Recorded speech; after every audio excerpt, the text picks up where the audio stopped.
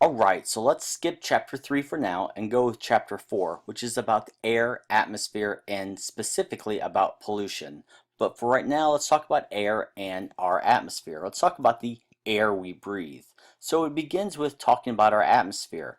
Our atmosphere is pretty homogeneous in terms of the gases that are there. What's interesting is the sun heats up these gases, which stops the gases from just sinking to the bottom, which is sea level, and then what stops the gases from escaping out into outer space is gravity. So there's a really perfect harmony with the amount of heat that moves the particles so they don't sink to the bottom, but there's also a pull from gravity that doesn't cause these moving particles or moving gases to fly out into outer space. So people always wonder, well, what keeps our oxygen here on Earth? Well, it's gravity. Okay, gravity is what keeps it here, and the heat from the sun is what warms it up so it doesn't just stay at the bottom. We live in an area known as the troposphere, which is right here. It goes from about sea level, which is 0 meters, all the way up to about 10 kilometers. As you go higher and higher and higher up the troposphere, it gets colder and colder and colder and harder to breathe. The average temperature near the very top of the troposphere is about negative 60 degrees Celsius, so that's really cold. And actually, atmospheric pressure gets smaller and smaller. So at sea level, we feel, which is about average, this is about 14.7 pounds per square inch. So here in Ohio, you feel roughly about 14.7 pounds per square inch, roughly. Places like Denver, which they call the Mile High City, which is actually up there in the Rockies, there's actually less pressure. And if you're on the very top of Mount Everest, there's even less pressure. And that's why it's so much harder to breathe. And people who try to climb Mount Everest, or any mountains for that matter, usually carry oxygen tanks. Interesting fact is, as you go into the stratosphere, though, it starts to warm up. Even though it's thinner, it warms up because of this ozone layer, which absorbs the ultraviolet rays from the sun. Ozone helps protect us from the deadly rays of the sun, but what's interesting is when it's down here in the troposphere, it's considered to be a pollutant.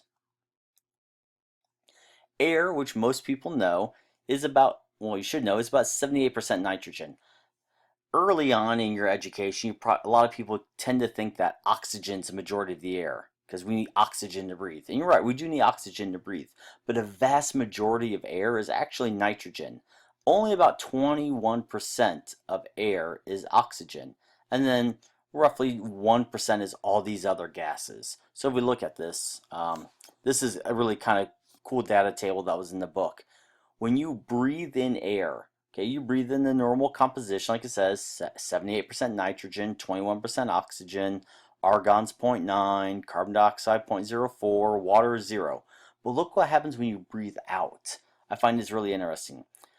Nitrogen stays pretty close, oxygen goes down, argon stays the exact same. Look how much difference carbon dioxide there is. I mean, that's a magnitude of 100. I mean, you move the decimal 1, 2, that's 100 times more. Okay, you breathe out 100 times more carbon dioxide than you breathe in. And the water, it goes from 0, you breathe in 0. I'm sure there's some number, a little bit number right after here, but then you breathe out 4%. That's kind of crazy when you think about it. Often, they talk about parts per million and parts per billion, because some of these other gases like carbon monoxide, ammonia, they're so tiny that the percentages are super small, as you see here. I mean, who really wants to say 0.00002%? No one wants to do that. So they have things called parts per million and parts per billion. What we need to look at is, how do you convert from percentages to parts per million? How do you convert from percentages to parts per billion? And you just think of it like a ratio. For a percentage is 1 over 100. So it's one part out of every 100 parts. Per million is 1 out of a million, and per billion is 1 out of a billion. So to do this, we're just going to set up a proportion. Let's say I have a percentage, and I want to figure out what it is in parts per million. All you do is you take whatever percentage, in this example it's 1%, so we do 1 over 100 equals x over 1 million. We do the same thing for parts per billion. If this was like 5%, and we want to know, okay, how much is 5% in parts per million? Just change this 1 right here to a 5. So it'd be 5 over 100 equals x over a million. And then there's multiple ways you can do this, depending. You could do the cross multiply both sides and then divide, or because x is already up here, what I would do is I just multiply both sides by 1,000,000. For this one down here, I would multiply both sides by 1,000,000,000 to solve for x. So again, when they give you a percentage, that percent goes on top over 100 equals x over, if you're looking for parts per million, it would be over 1,000,000. If it's parts per billion, you do it x over 1,000,000,000. Or sometimes, what if we go the other way? What if I give you the x and I want to find the percentage? It's pretty much the same thing, except the x would be over the 100 because I'm trying to find the percentage. So let's look at this example here. The EPA has proposed new limits for sulfur dioxide of between 50 and 100 parts per billion. What is that in percentage? So we want to take 50 parts per billion, ppb, and change it to percentage. So again, we're trying to find percentage. That means the x will be over 100. So as you see, they have the x over 100 because we're trying to find percentage. Here's our 50 over 1 billion. So to get x by itself, I multiply both sides by 100. That gives me x by itself.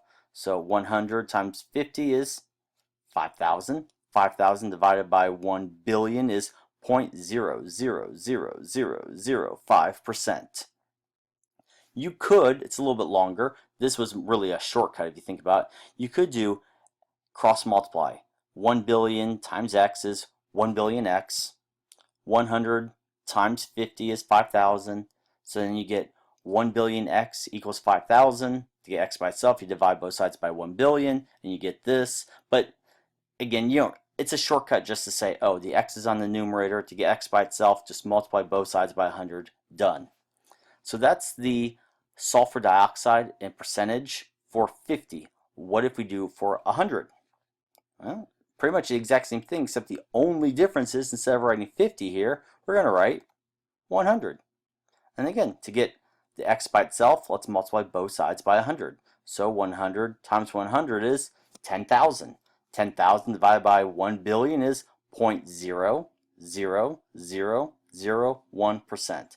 So then there you go. That's all you have to do to change percentage to parts per billion, parts per million, or change parts per billion to percentage. Not too hard at all. It's just some ratios.